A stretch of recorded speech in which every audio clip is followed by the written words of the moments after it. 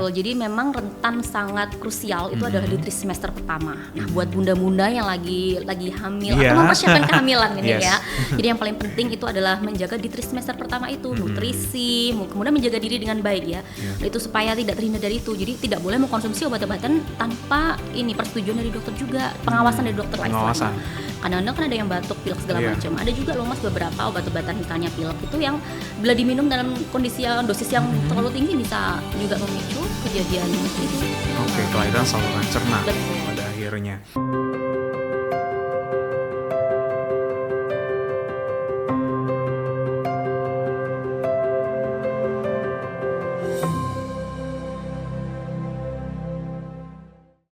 Hai, selamat sore Sobat K. Orang tua selalu berharap anak terlahir dengan sehat, lucu. Tapi terkadang ada beberapa kondisi bawaan lahir yang mengganggu kenyamanan bayi, khususnya masalah pada saluran cernanya Sobat K. Nah, ketika menghadapi kondisi tersebut bisa jadi orang tua panik dulu ya, soalnya mungkin masih belum bisa langsung memahami apa yang terjadi pada buah hatinya. Makanya kali ini di BTS Berbagi Tips Sehat kita akan mengulas berbagai kelainan bawaan lahir saluran cerna pada bayi. Saya Iksan Anugrah, senang sekali bisa ketemu lagi dengan Sobat K di BTS Berbagi Tips Sehat. Hari ini sudah hadir Dr. Bella Maifani Rahman M. Ketlin SPBA, dokter spesialis bedah anak Siloam Hospitals Jember. Sore Dr. Bella. Sore Mas Ihsan. Kabar baik ya dokter? Alhamdulillah. Baik terus. Wah, Dokter Bella semangat terus ya akhir-akhir bulan ini ya. Alhamdulillah, semangat terus. Tidak semangat, mau akhir tahun harus semangat. Iya, akhir tahun. Bonus akhir tahun ya. Betul, amin. Selain itu pastikan juga Sobat K, kamu juga nggak boleh kelewatan nih. Akan ada berbagai layanan dan informasi menarik dari Siloam Hospitals Jember. Bersama Marketing Communication ada Mas Muhammad Nurul Muflikin. Selamat sore Mas Ikin. Selamat sore Mas Iksan. Sehat ya Mas ya? Alhamdulillah sehat. Wah, ini udah penghujung tahun, banyak kegiatan nanti ya Mas ya di Siloam ya? Iya, kebetulan banyak kegiatan juga dan kebetulan nanti kan di akhir tahun ada hari Natal ya. Iya, dan tahun baru juga ya perayaan ya. Jadi ada perayaan juga dari di Siloam Hospital Jember. Siap. Nah, ini nanti Sobat K bisa tuh mantengin langsung Instagramnya Siloam Hospital Jember biar tahu keseruan apa aja pada saat Natal dan tahun baru nanti. Sekarang kita kembali lagi Sobat K, pembahasan BTS Berbagi Tips Sehat ini mengenai kondisi-kondisi atau kelainan bawaan lahir saluran cerna pada bayi. Tapi sebelum kita langsung ke topiknya, kita kenalan dulu ya dok ya, sama saluran cerna itu apa aja dan fungsinya buat apa dok? Baik, terima kasih ya Mas Ihsan. Jadi saluran cerna itu memang dia adalah bagian organ di dalam tubuh yang memang berfungsi untuk pencernaan kita. Nah, dia itu banyak sekali Mas, mulai dari di dalam mulut itu ya hingga makanan itu kan masuk ke kerongkongan. Kalau orang awam bilang kerongkongan, tapi sebenarnya kalau bahasa medisnya adalah esofagus, tempat kita menelan daripada makanan itu. Kemudian makanan akan sampai pada lambung, ya kayak lambung kalau dalam bahasa kedokterannya mungkin gaster. Kemudian makanan itu dia akan melewati organ usus. Nah, organ usus manusia sendiri dia ada dua, yaitu usus kecil dan usus besar. Dalam istilah medisnya, kalau usus kecil itu dia dibagi menjadi ada 3 Mas sebenarnya, usus 12 jari atau duodenum, kemudian usus kecil di bawahnya yaitu jejunum dan ileum. Sedangkan usus besar ya kolon ya nama medisnya, kemudian dia akan berakhir pada anus. Kira-kira itu. Oke, mulai dari kerongkongan ya dok ya. Betul, dari itu sudah kerongkongan. masuk dari saluran cerna. Saluran cerna. Kemudian ke usus dan terakhir di anus. Oke, semua itulah yang harus terus dijaga kesehatannya. Karena kan kita kan yang namanya manusia makan terus ya, nggak ada berhentinya. Dan kalau misalkan ada kendala-kendala atau mungkin masalah kesehatan pada saluran cerna, maka akan mengakibatkan kondisi tubuh kita yang tidak baik ya dok ya. Oke, nah sekarang kita mengenai kelainan bawaan lahir saluran cerna pada bayi. Bisa begitu ya dok ya, bayi baru lahir langsung ada kelainan di saluran cernanya nih. Betul Mas Ikin. Jadi betul Mas Ihsan. Jadi kita selalu mikirnya kalau sakit berat itu selalu pada orang dewasa ya. Padahal sebenarnya dari bayi itu juga ada. Itulah yang dinamakan kelainan bawaan lahir. Nah, kelainan bawaan lahir itu memang dia timbul pada saat sebenarnya sudah dimulai prosesnya sejak dalam kandungan, Mas. Jadi di dalam kandungan itu, terutama di trimester pertama atau di minggu 1 sampai 12 minggu, itu adalah proses pembentukan organ pada bayi. Nah, proses itu begitu krusial sehingga adanya gangguan pada proses itu bisa menyebabkan kelainan bawaan lahir. Kalau yang lagi kita ngobrol di sini kan saluran cerna ya. Nah, di proses di tenggang waktu kira-kira minggu ke-8 dan ke-10 kehamilan, apabila ada gangguan proses terbentuknya saluran cerna di situ. Nah, ketika bayi itu lahir akan timbul manifestasinya kelainan bawaan lahir. Oke, sehingga ini ya, ibu-ibu hamil itu harus selalu aware ya terhadap Iya, aktivitas benar mereka. banget. Betul. Kemudian konsumsi apa aja ya dok ya, Betul, itu betul, nanti akan Mas. berpengaruh. Betul. Makanya sesuai dengan bahasan kita sebelumnya ya Mas ya, dengan dokter Obgyn ya. Iya, benar banget. Pentingnya USG juga iya. gitu USG. ya. Iya, dokter-dokter itu selalu menyarankan ibu-ibu hamil selalu ngecek kesehatannya, nutrisinya. Ini yang nanti akan mengakibatkan bisa jadi saluran cernanya mengalami kelainan ya Betul, Mas. pada bayi. Dan itu sebenarnya bisa dideteksikah dok pada saat masih dalam kondisi janin itu? Bisa. Jadi semakin berkembangnya teknologi kedokteran Iya. saat ini, kita bisa mendeteksi mulai dari masa kehamilan itu. Kira-kira dalam saat USG itu bahkan kita sudah bisa mengetahui sebenarnya si calon janin ini dia ada kelainan atau tidak. Nah, itu bisa dilakukan pada USG yang lebih khusus, namanya USG fetomaternal. Jadi ini mungkin juga tips buat ayah bunda ya, kalau Iya. seandainya USG gitu. Oke. Jangan melulu kita tanya kelaminnya laki-laki atau perempuan gitu kan, tapi itu penting sekali untuk menanya tentang detail gitu, apakah bayinya dalam kondisi sehat gitu. Oke. Itu maternal. Iya benar, dan ini tersedia ya Mas ya? Iya benar banget, dan untuk USG Fetomaternal di Siloam Hospital Jember kita melayani kebetulan untuk pemeriksaan USG Fetomaternal nanti bersama Dr. Budiantoro SPOG. Oke, konsultan. nah itu dia Sobat K, sangat penting sekali untuk melakukan USG, dan dari USG itu juga bisa ketahuan kalau mungkin ada masalah kesehatan ya dok ya. Betul. Pada janinnya, dan ini diketahui di bulan keberapa tadi dok mungkin? Kalau USG fetomaternal sendiri untuk mengetahui itu mungkin di renggang waktu maksimal sampai 26 minggu. Jadi penting sekali ya, memang di awal-awal itu trimester pertama itu kan memang ada berapa kali tuh ayah bunda minimal harus ketemu dengan dokter spesialis Obgyn. Oke. Selain untuk screening itu juga deteksi dini kelainan bawaan lahir. Iya, salah satunya di saluran cerna. Dan apa saja dokter kelainan-kelainan bawaan lahir saluran cerna pada bayi ini? Oke, dari bentuk-bentuknya ya Mas Ihsan ya. Jadi bentuknya itu ada yang dia prosesnya tidak terbentuk dengan sempurna saluran itu. Namanya adalah atresia.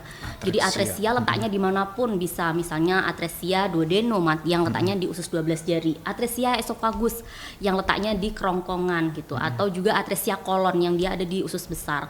Itu adalah suatu kondisi tidak terbentuknya saluran cerna itu dengan baik. Betul kan, nggak ada buntu atau dia menyempit yang namanya stenosis.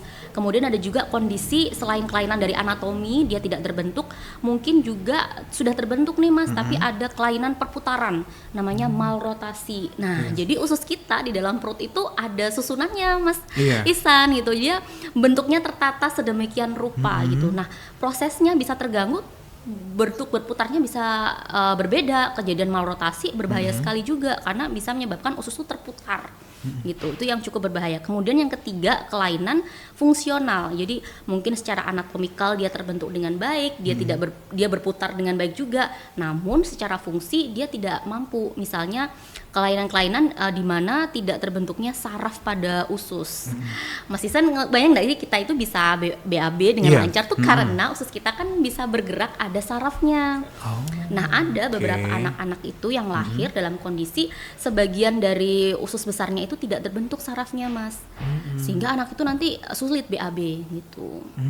Iya. Bahkan yang ini juga dok, saya pernah lihat berita itu kayak organnya tuh keluar ya. Itu juga masuk ya dok ya? Iya. Iya, itu apa disebutnya dok? Jadi kalau ada organ yang berada di luar dinding perut, namanya adalah kelainan dinding abdomen ya. Itu ada macam-macam Mas. Ada yang namanya omfalokel. Kondisi ususnya berada di luar perut tapi tertutup oleh selaput. Ada juga yang ususnya berada di luar dinding perut namun nggak tertutup selaput. Namanya itu gastrokisis. Gitu. Berarti sekarang kita bersyukur banget ya Mas ya. Iya, kita harus bersyukur.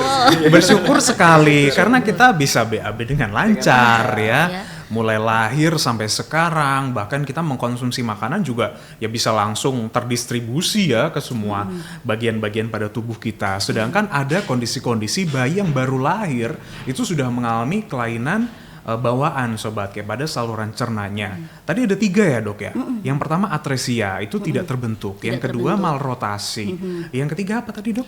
Yang ketiga itu dia secara anatomikal terbentuk dengan baik, namun Oke. gangguan fungsional. Oh, ada gangguan misalnya fungsional. pada penyakit Hirschsprung disease. Siap. Dan ini tadi kan pertama bisa diketahui sejak dia mulai dari janin ya dok ya, Betul. sampai pada saat dia lahir. Nah pada saat dia masih di dalam janin, dalam kandungan, itu apakah sudah bisa dok untuk langsung dilakukan penanganan dok? Nah, itu kita bicara lebih advance lagi ya Mas ya. Kalau di luar negeri memang kita bisa melakukan operasi itu dari dalam kandungan. Jadi Oke. fetal surgery ya. Itu mungkin masih masa depan buat kita di Indonesia. Indonesia, Tapi kita boleh dong optimis ya. Iya. Semoga kita juga bisa sampai ke advance ke sana. Teknologi itu. Untuk saat ini yang bisa kita lakukan di Jember adalah berkolaborasi dengan dokter Obgyn.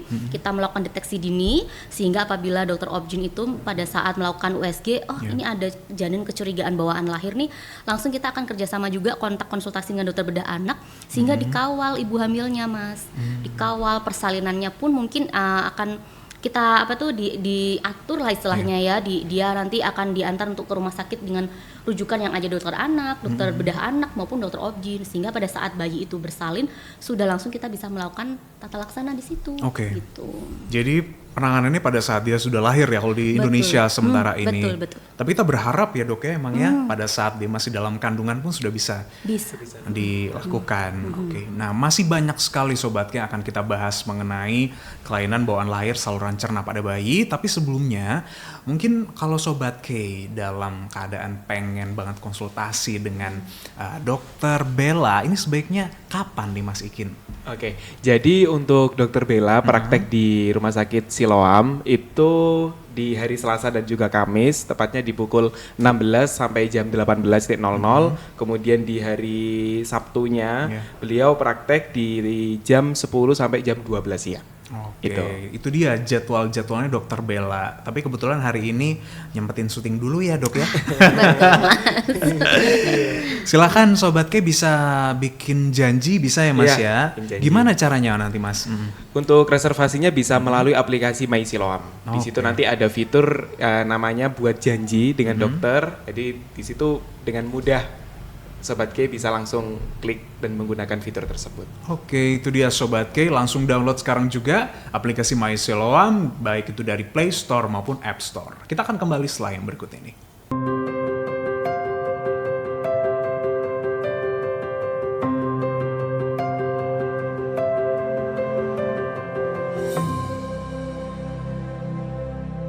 Kembali lagi di BTS Berbagi Tips Sehat bersama Siloam Hospitals Jember.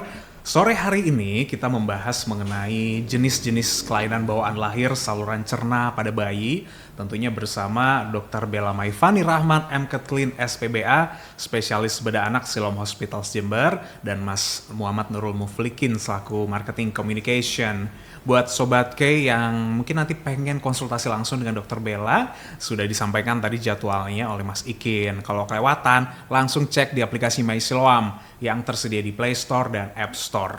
Berbicara soal saluran cerna, sekali lagi kita itu beruntung ya dokter ya, Mas Ikin ya.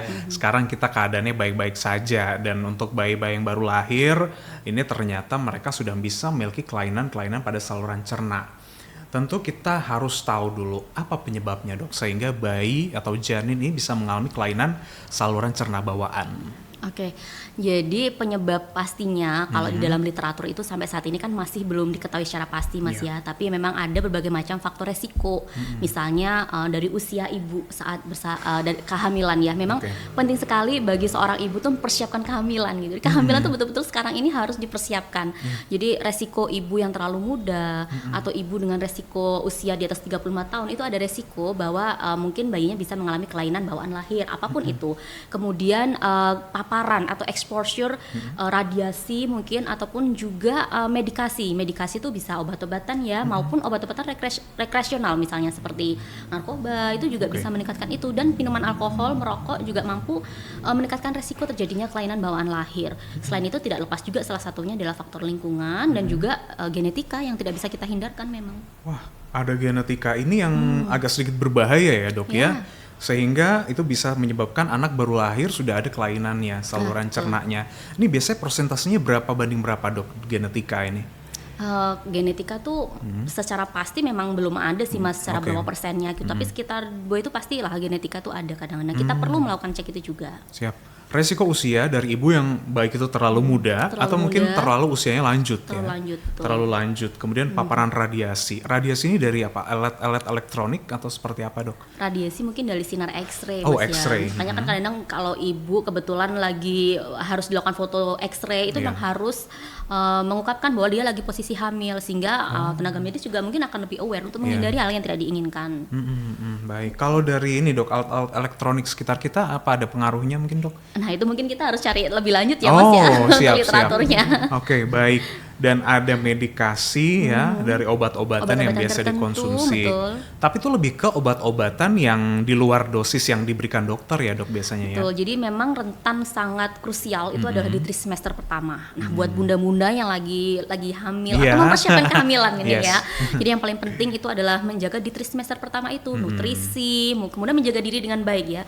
Nah, itu supaya tidak terhindar dari itu. Jadi tidak boleh mengkonsumsi obat-obatan tanpa ini persetujuan dari dokter juga, pengawasan dari dokter lain. Kadang-kadang kan ada yang batuk, pilek segala macam. Ada juga loh mas beberapa obat-obatan misalnya pilek itu yang bila diminum dalam kondisi dosis yang terlalu tinggi bisa juga memicu kejadian itu. Kelainan saluran cerna. Betul. Pada akhirnya. Selain itu dari lingkungan, tadi lingkungan lebih ke apa nih dok? Untuk misalnya lingkungan yang terpapar kondisi yang tidak sehat. Polusi gitu ya dok ya. Betul. Oh ya udah cari rumah deket hutan aja ya.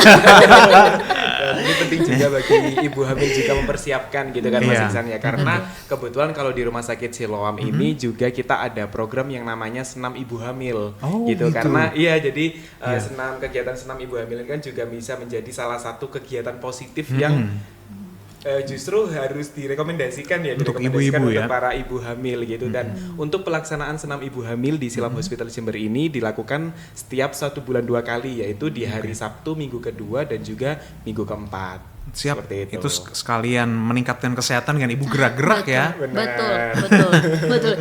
Ibu senang janinnya senang. Iya kan? Bener, siapa tahu janinnya ikut kan ya bergerak di dalam bahagia, ibu bahagia gitu. Terus ini dia, dari penyebab berarti dia akan lebih ke faktor resiko sebenarnya dok ya. Betul, sehingga penyebabnya masih belum diketahui dengan pasti. Kenapa bayi-bayi ini akhirnya lahir sudah membawa kelainan saluran cerna pada tubuh mereka. Biasanya yang paling sering dok kalau selama ini dokter temukan itu kelainan seperti apa dok yang terjadi? Kalau di dalam praktek sehari-hari ya gitu, memang yang paling banyak itu adalah Hirschsprung disease. Jadi kelainan fungsional gitu, di mana memang ada sebagian dari saraf di usus itu tidak terbentuk. Jadi ususnya terbentuk dengan baik, sempurna sampai duburnya itu baik, tapi tidak bisa memiliki fungsi dengan baik. Jadi susah BAB gitu anak itu. Sehingga kemudian pada saat lahir biasanya bayinya kembung dan tidak BAB. Gitu. Tidak BAB. Wajarnya adalah dia lahir itu dia harus bisa ini langsung dalam 24 jam pertama dia harus bisa BAB warna hitam, namanya BAB mekoneal kalau kita bilang. Orang zaman dulu bilangnya BAB gagak mas. Ya kan? Karena gagak hitam. Nyambung dulu BAB gagak ini enggak, sebenarnya itu ada maknanya gitu. Iya. Baik, itu ya, dalam 1 kali 24 jam dia harus bisa BAB. Karena dia punya kelainan, dia tidak bisa BAB dan perutnya yang kembung. Betul. Nah itu penyebabnya bisa karena dari ini ya, resiko-resiko ini ya dok ya? Betul. Entah gangguan fungsional, anatomikal, atau memang ada gangguan pada perputaran itu. Nah pada saat pasien mungkin dalam kondisi yang seperti itu, penanganannya akan seperti apa dok? Tentu saja kalau dia kondisi kembung, pasti ini memang biasanya insting ibu ya kalau melihat perutnya anak tidak seperti biasanya, lebih cembung, bahkan kadang-kadang yang cembung mengkilat dan kelihatan kayak pembuluh darah atau uratnya, itu sesuatu yang tidak normal, sehingga ayah bunda wajib datang ke tenaga kesehatan, minimal mungkin ke bidan ya, kemudian juga ke dokter umum, atau lebih bagus lagi kita langsung menemui dokter bedah anak. Dokter bedah anak, oke. itu bisa di ini ya dok ya, langsung gimana caranya agar bayi itu bisa langsung ini ya BAB ya? Ya, kita harus melakukan evaluasi secara Iya. menyeluruh Mas ya untuk mengetahui penyebab kembungnya ini apa gitu. Oke.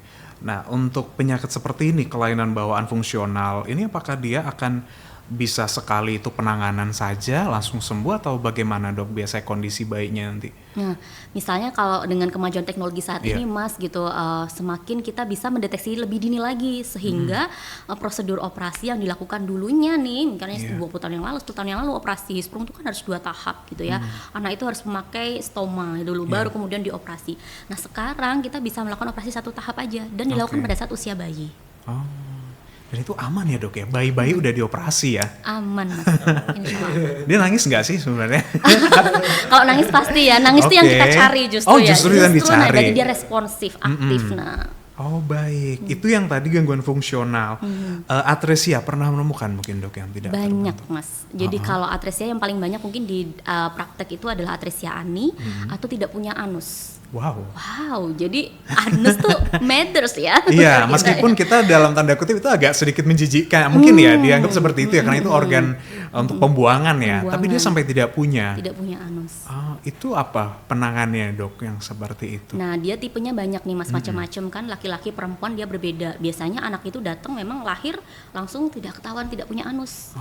Harus langsung dibawa ke rumah sakit, kemudian nanti dokter bedahana akan evaluasi dan kita akan mendiagnosis ini bisa dilakukan operasi 1 tahap atau operasinya 3 tahap. Tapi pada prinsipnya kita akan melakukan membuat anus, operasi pembuatan anus itu. Wow, anus saja sampai tidak ada gitu, saya nggak bisa bayangkan nih dok.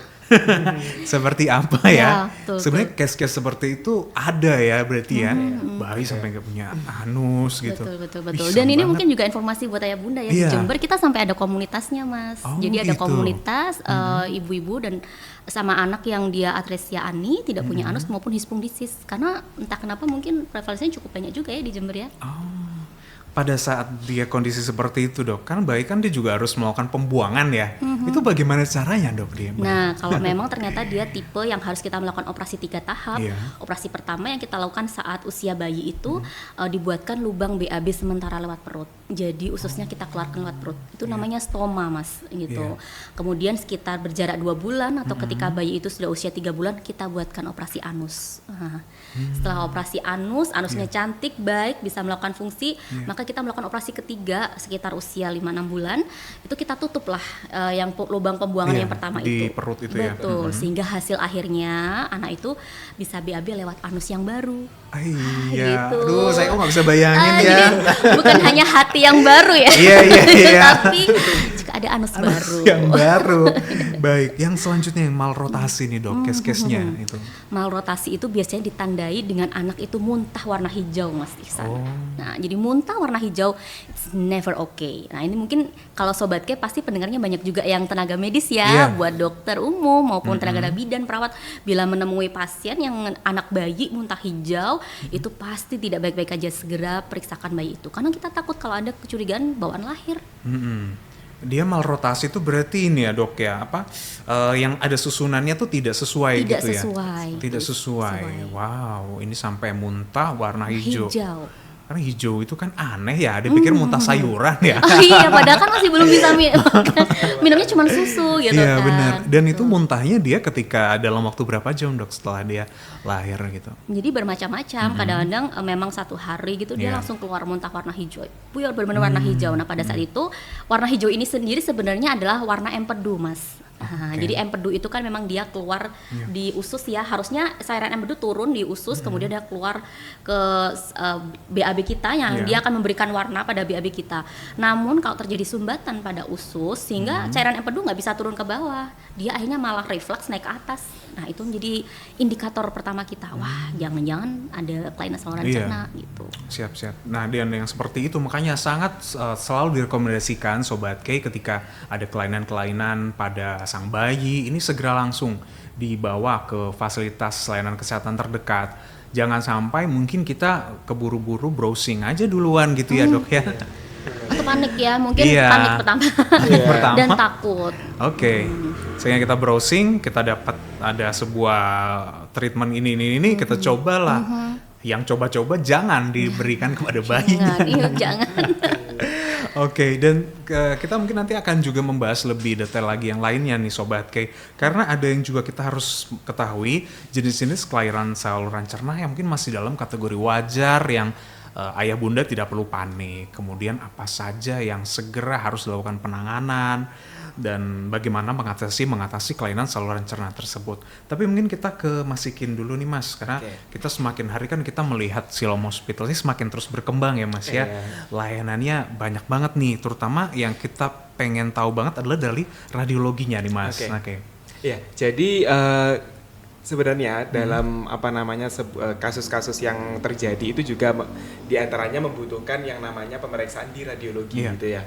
Dan untuk radiologi di Siloam Hospital Jember ini untuk fasilitasnya sudah sangat canggih karena di Rumah Sakit Siloam Hospital Jember ini kita juga sudah mempunyai yang namanya CT scan sebesar 64 slice, kemudian kita juga mempunyai MRI yang besarnya 1,5 Tesla dan untuk MRI sebesar 1,5 Tesla ini hanya dimiliki oleh Rumah Sakit Siloam Jember gitu Mas Iksan. Makanya biasanya di area Tapal Kuda itu rumah sakit merujukkan pasien untuk melakukan pemeriksaan MRI itu di Rumah Sakit Siloam seperti itu. Kemudian kita di radiologi juga ada yang namanya mamografi dan lain sebagainya seperti itu. Dan itu banyak sekali layanan kesehatan terbaik sehingga tadi kan rumah sakit dirujuk ke Siloam.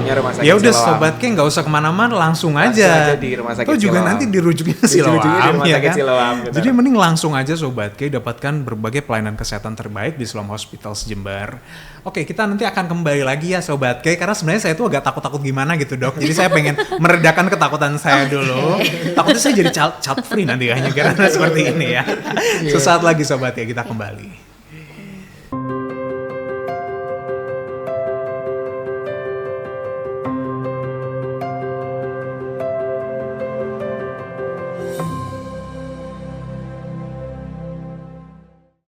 Masih di BTS, berbagi tips sehat bersama Siloam Hospital Jember. Sebenarnya ini pembahasan yang agak sedikit menakutkan Dok, karena berkaitan sama bayi. Ya nggak Mas? Nanti ke suatu ketika kita yang udah punya baby ya, nanti kan juga pasti akan menghadapi harus selalu siaga, istri harus diperhatikan ya. Sobat K juga yang mungkin sebagai calon ibu ya, atau mungkin sebagai calon ayah ini juga harus terus memperhatikan kesehatan sang ibu hamil, janinnya, agar nanti ketika lahir itu benar-benar sehat. Dan harapan kita adalah nanti ya seperti kita saat inilah ya, ayah ibu sehat sehingga anak juga sehat. Oh iya, kalau mungkin Sobat K ketinggalan informasi-informasi sebelumnya, silakan cek lagi Sobat K di YouTube kita, di K Radio Jember maupun di Siloam Hospital Jember. Semua pembahasan-pembahasan dari BTS berbagai tips sehat ada di YouTube channel K Radio maupun Siloam Hospital Jember. Lanjut lagi, Dok, membahas soal kelainan saluran cerna. Proses selama melakukan tindakan operasi itu penuh haru ya Dok ya? Penuh haru Mas. Dan kita di bedah anak itu cukup spesial ya, karena kita menangin anak-anak, kita lebih gentle. Jadi kita juga meminimalisir rasa nyeri maupun juga trauma pada anak-anak. Mungkin kita lebih memperbolehkan nih, misalnya adik-adik bayi atau anak-anak ya, itu boleh membawa boneka ataupun alat-alat yang boneka mainan yang bikin mereka tenang. Terhibur, gitu. ya. Kami juga memberikan kesempatan kepada orang tua untuk bisa mendampingi juga. Betul, kadang-kadang sampai akhirnya anak itu ditidurkan baru kita bawa ke kamar operasi. Jadi harus penuh dengan kelembutan sebenarnya approach-nya. Iya. Ini ya Dok, di awal-awal mungkin ada kerasa tega nggak tega gitu ya. Soalnya yang ditangani kan anak-anak ya, masih bayi baru lahir dan mereka harus mendapatkan penanganan segera seperti ini. Tapi Dok, berbicara soal kelainan saluran cerna, itu ada nggak sih yang masih masuk memang itu kategori yang wajar gitu Dok, dan dialami oleh rata-rata pada bayi? Wah, kalau yang dalam kategori wajar berarti bisa dilakukan tindakan observasi atau non-operatif ya Mas ya. Sepertinya untuk kasus-kasus yang tadi saya sebutkan, kelainan anatomikal, kemudian kelainan perputaran maupun dia kelainan fungsi, sepertinya tidak dalam bentuk wajar, sehingga memang harus melakukan tindakan. Pernah menemui suatu case yang sangat riskan gitu Dok? tindakannya? Jadi kalau bercerita bahwa dulunya memang karena mungkin teknologi kedokteran belum maju, belum Oke. ada ahli gitu. Pada saat saya masih menjadi junior, jadi dokter muda gitu, saya melihat kasus-kasus seperti itu dulu juga ya mungkin karena tidak tangani dengan Iya. baik meninggal gitu ya. Namun sekarang ini harapan buat orang tua bahwa meskipun ada kelainan itu, kelainan itu bisa dikoreksi.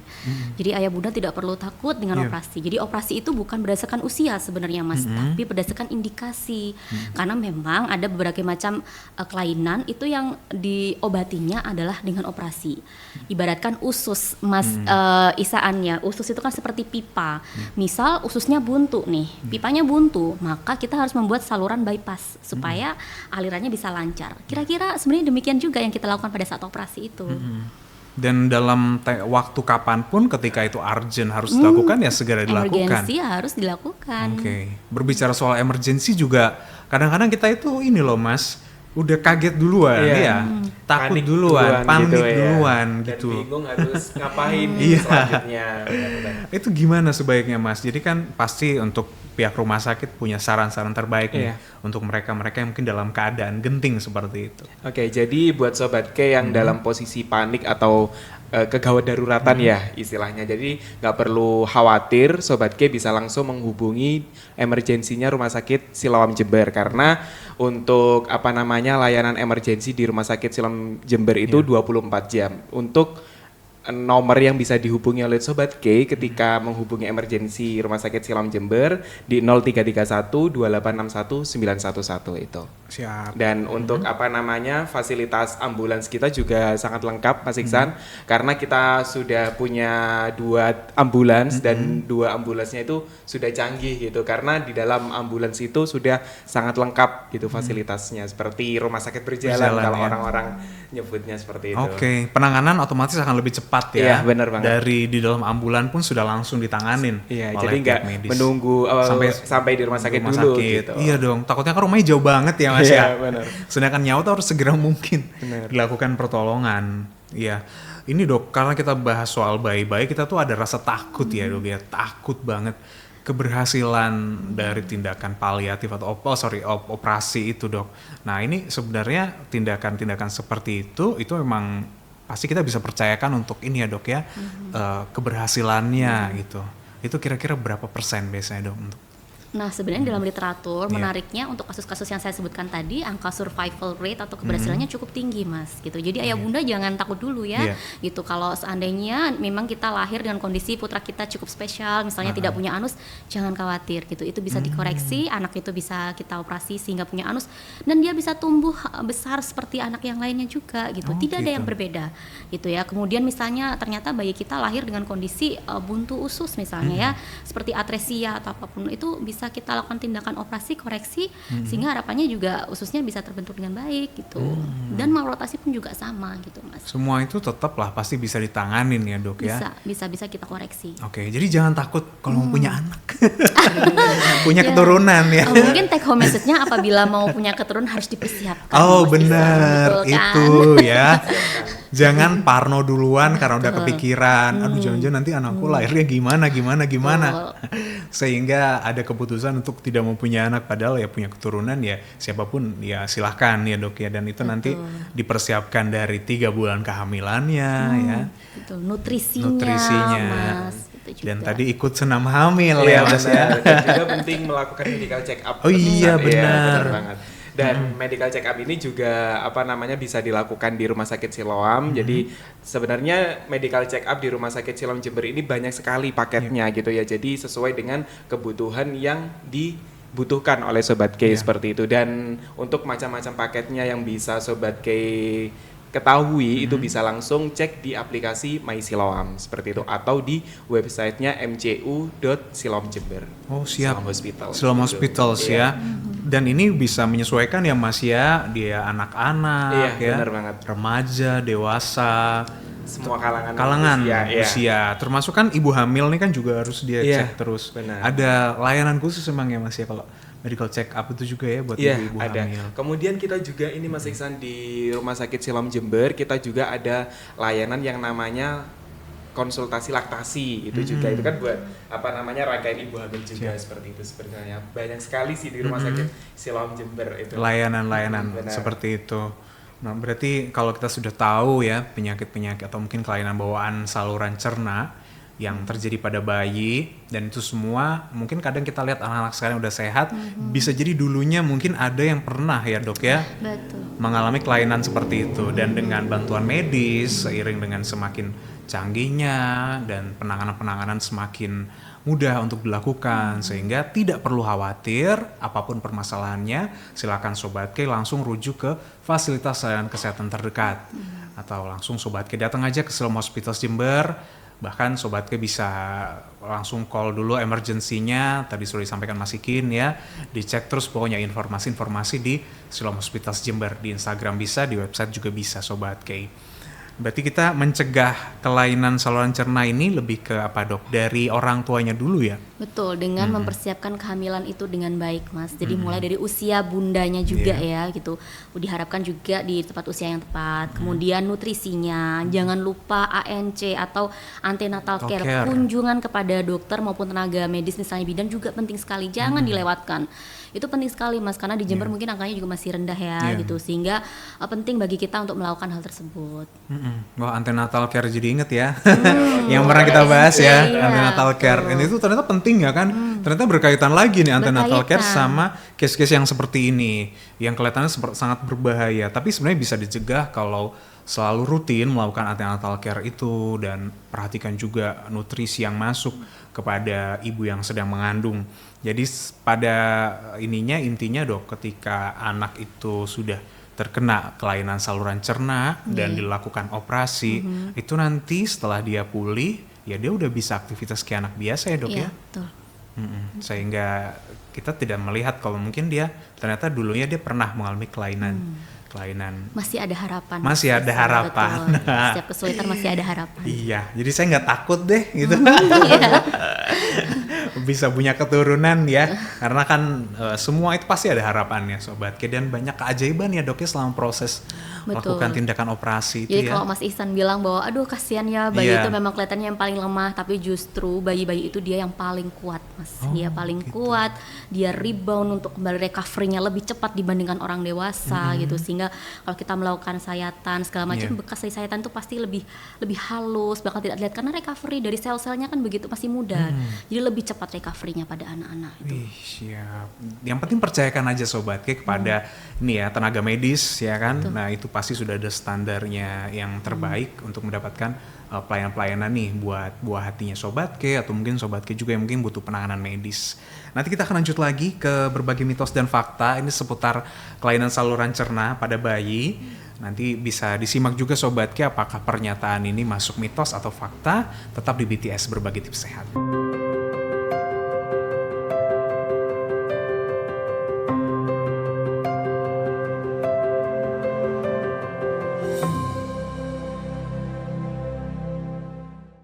Baik Sobat K, terima kasih masih menyimak BTS Berbagi Tips Sehat. Sekali lagi jangan takut ya Sobat K. Yang penting adalah selalu mempersiapkan kehamilan itu dengan baik.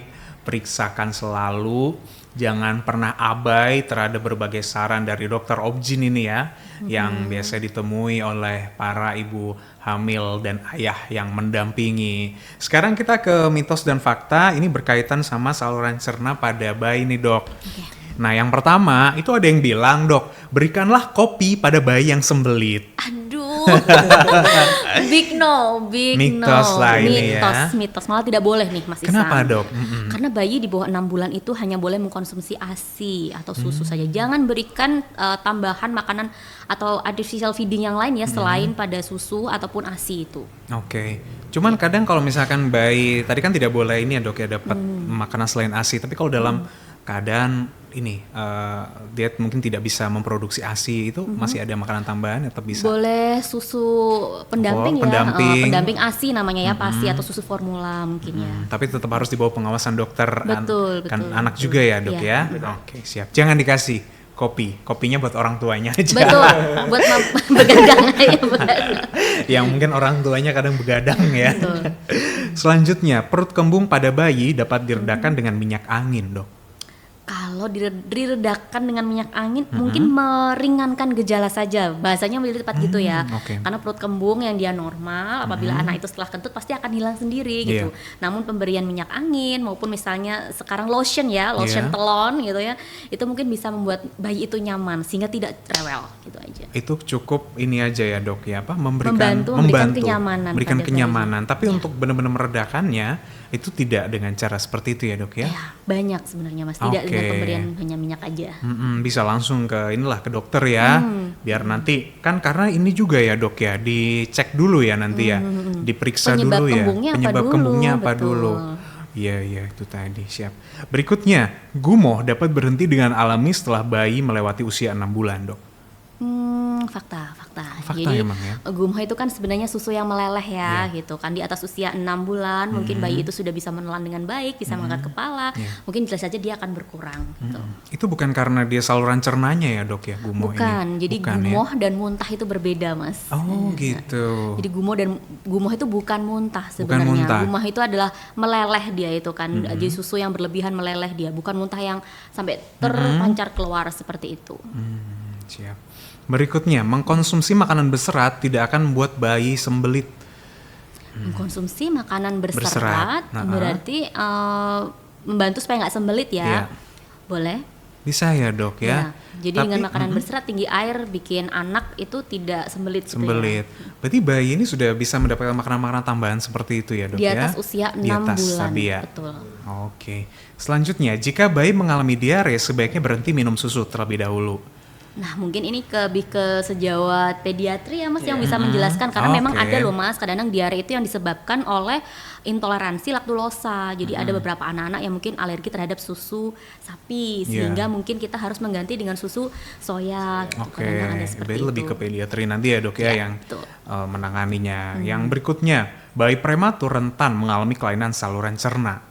Fakta atau mitos dok? Fakta. Jadi memang ada berbagai macam resiko dan ini berkaitan mas. Kalau memang ada saluran cernanya gangguan, nutrisi yang diserap oleh bayi itu juga berkurang. Sehingga kadang-kadang bayi dengan kelainan bawaan lahir saluran cerna kadang-kadang lahir dengan kondisi prematur dan berat badan lahir rendah. Oke, itu apa karena dia mungkin belum saatnya lahir gitu ya dok ya? Betul, jadi proses perkembangan mungkin pematangan dari organnya belum selesai gitu, sehingga bisa aja terjadi itu mas kelainan. Oke, kalau dari ini dok, cowok atau cewek itu tidak ada ya perbandingan ya dok ya, mana yang lebih rentan mengalami kelainan gitu? Tergantung dari tipe kelainannya ya mas ya, kadang-kadang ada yang sama, ada yang tidak gitu. Siap, nah itu sudah terjawab Sobat K dari 6 pernyataan-pernyataan ini. Tapi kalau mungkin ada yang lain nih, pengen dikonsultasiin langsung ke Dokter Bella, bisa di kapan aja mas? Oke, jadi untuk jam praktek Dokter Bella di Rumah Sakit Siloam Jember itu di hari Selasa dan juga Kamis, tepatnya di jam 16 sampai jam 18.00. Kemudian di hari Sabtunya di jam 10 sampai jam 12 siang, seperti itu. Dan tadi kan sempat saya menyebutkan terkait dengan program atau kegiatan senam ibu hamil ya di Rumah Sakit Siloam Jember. Jadi untuk pelaksanaan senam ibu hamil di Rumah Sakit Siloam Jember ini tidak dipungut biaya. Oh, gitu. Gratis ya mas gratis, ya? Gratis, benar banget. Gitu. Dan untuk pelaksanaannya itu di hari Sabtu, di minggu kedua dan juga minggu keempat gitu. Jadi buat Sobat K yang berminat untuk join di senam ibu hamil itu bisa langsung DM di IG-nya Siloam Jember. Gitu. Ada syarat ini nggak mas? Dia memang harus kunjungan rutin ke Siloam? Enggak sih, dan untuk pelaksanaan senam ibu hamil ini kita memang terbuka untuk semuanya, umum. untuk semuanya. Tapi ada kuota ya mas ya? Ada kuotanya. Wah itu dia, makanya sebelum makin kuotanya habis ya. Buruan. Karena sampai sekarang ini sudah ada 30 senam ibu hamil sih yang join di senam ibu hamil kita gitu. Dan kebetulan saya PIC-nya Mas Iksan. Oh, Mas yang gerak ya? Instrukturnya. Nanti kita berikan kesempatan bagi ibu hamil untuk bisa berkonsultasi dengan bidan seperti itu. Dan kita juga biasanya mendatangkan baik spesialis obgyn atau spesialis anak untuk bisa memberikan edukasi dengan ibu hamilnya itu tadi. Mungkin siapa tahu Dokter Bella juga nanti pas ada momennya ya. Bisa saja kita undang untuk bisa ngasih edukasi ke ibu hamil. Seperti itu. Mas mungkin ada informasi tambahan nih karena kita udah sampai di penghujung pembahasan ini. Oke, informasi tambahannya mungkin ini ya Mas Iksan ya, kebetulan sekarang di Rumah Sakit Siloam Jember lagi banyak promo, baik medical check up, kemudian layanan laboratorium maupun radiologi, dan itu apa namanya masing-masing ada promonya tersendiri seperti itu. Dan gimana sih cara biar dapat promo itu gitu ya? Sobat K bisa langsung download di aplikasi My Siloam. Di situ nanti ada beberapa fitur baik radiologi, laboratorium dan lain sebagainya seperti itu. Lumayan karena untuk promonya itu sekitar 20-25%. Mantep ya. Jadi maksimalkan promo itu, apalagi kesehatan itu adalah senjata utama kita dalam hidup. Pengen hidup enak ya harus sehat ya kan ya. Terus kalau pengen sehat kemana? Ya silahkan medical check up dulu ya Mas ya. Benar. Medical check up, kalau ternyata indikasi-indikasi tidak perlu khawatir. Pasti akan ada penanganannya ya Mas ya, penanganan secara medis. Nah Dokter Bella mungkin ada conclusionnya dari pembahasan kita nih. Jadi untuk ayah bunda yang lagi mempersiapkan kehamilan atau sedang dalam proses kehamilan, maka semoga mempersiapkan kehamilannya dengan baik ya. Nutrisi dipenuhi, kemudian juga jangan lupa untuk antenatal care atau kunjungan kepada tenaga kesehatan maupun dokter spesialis obgyn juga dipenuhi. Bila ternyata dalam perjalanan kita menemukan ya ternyata ada calon bayi kita ternyata terindikasi memiliki kelainan bawaan lahir, jangan patah harapan dulu ya. Harapan itu ada. Beberapa kelainan bawaan lahir itu mayoritas bisa kita koreksi. Gitu. Siap. Wah, terima kasih banyak nih Dokter Bella. Akhirnya kita lega ya melihat topik yang sepertinya menakutkan ini. Padahal ada solusinya kok ya. Semua itu ada. Pagi kita beruntung sekali hidup di zaman sekarang ya. Dan untuk kedepannya juga teknologi itu akan semakin terus berkembang. Dan banyak sekali perawatan-perawatan yang akan semakin bisa kita dapatkan di fasilitas layanan kesehatan. Terima kasih sekali lagi Dr. Bella Maifani Rahman, MKet Clean SPBA, spesialis bedah anak Siloam Hospital Jember, dan Mas Muhammad Nurul Muflikin selaku Marketing Communication. Terima kasih, Mas Ikin, Dr. Bella. Nanti kita ngobrol-ngobrol lagi di lain kesempatan ya, seputar mungkin tema ini, atau kita tunggu nanti Dr. Bella datang lagi dengan pembahasan yang lain. Dan kalau Sobat K ketinggalan pembahasan-bahasan kita yang sebelumnya, atau Sobat K mungkin pengen rewind lagi yang tadi dari awal sampai akhir, silakan langsung ke YouTube channel KI Radio Jember maupun Siloam Hospitals Jember. Sampai jumpa Sobat K di BTS Berbagi Tips Sehat episode berikutnya. Selamat sore.